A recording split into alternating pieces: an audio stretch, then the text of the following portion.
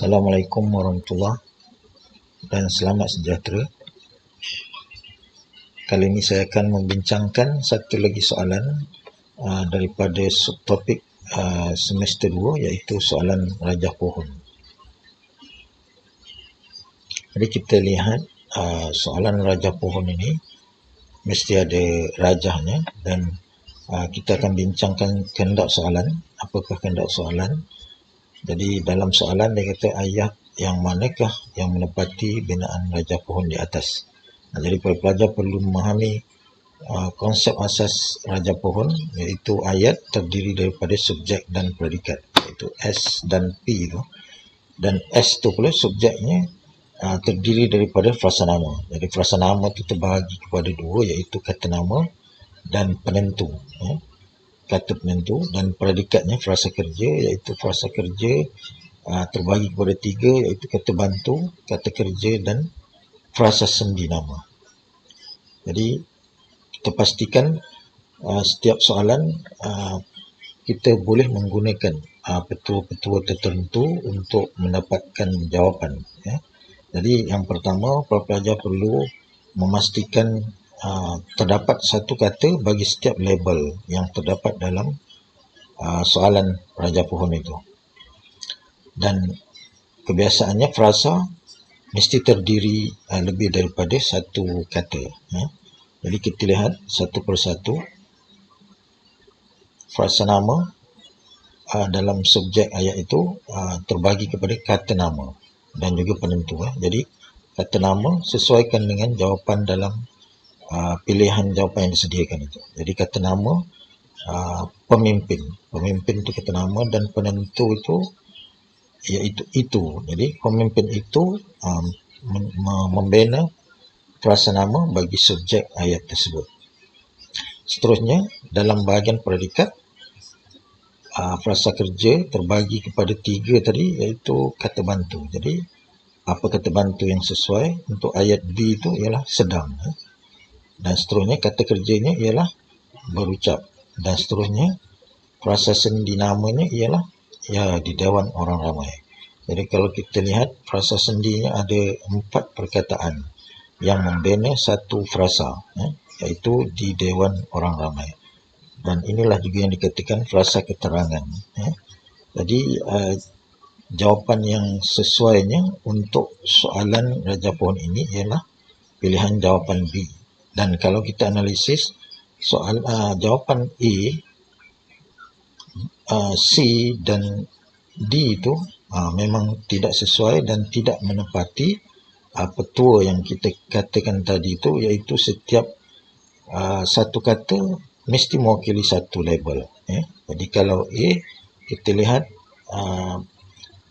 ada frasa nama dalam bahagian predikatnya itu, frasa kerja, iaitu sepasang baju. Jadi itu sudah tidak menepati soalan. Dan bahagian C pula budak kecil.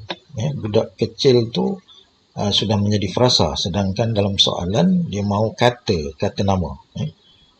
Dan begitu juga dalam jawapan D pula, kucing kata nama, penentu itu, tapi tiada kata bantu. Jadi tiada kata bantu seperti dalam rajah pohon itu, maknanya jawapan yang diberikan itu tidak menepati kehendak soalan. Jadi A, C dan D itu tidak menepati kehendak soalan rajah pohon ini. Jadi pelajar boleh menggunakan petua ini untuk menjawab soalan rajah pohon bagi soalan objektif. Dan kita lihat satu lagi soalan rajah pohon. Kali ini ayat dalam rajah pohon itu mengandungi 2 ayat, iaitu ayat majmuk, ayat 1 dan ayat 2. Jadi apakah kehendak soalan? Seperti biasa, soalan meminta pelajar mencari jawapan ataupun pilihan jawapan yang sudah disediakan itu dan sesuaikannya dengan rajah pohon tersebut. Jadi seperti biasa, tekniknya ataupun petuanya, pastikan satu kata mewakili satu label. Dan kali ini ada lambang kosong yang dipalang itu, maknanya berlaku pengguguran. Menunjukkan pengguguran sudah berlaku bagi frasa nama dalam ayat kedua dan frasa kerja serta frasa nama dalam bahagian predikat. Jadi kita sesuaikan, ya, dalam ayat 1 subjeknya frasa nama, kata namanya, kata adjektifnya ialah kuning dan kata namanya ialah langsat.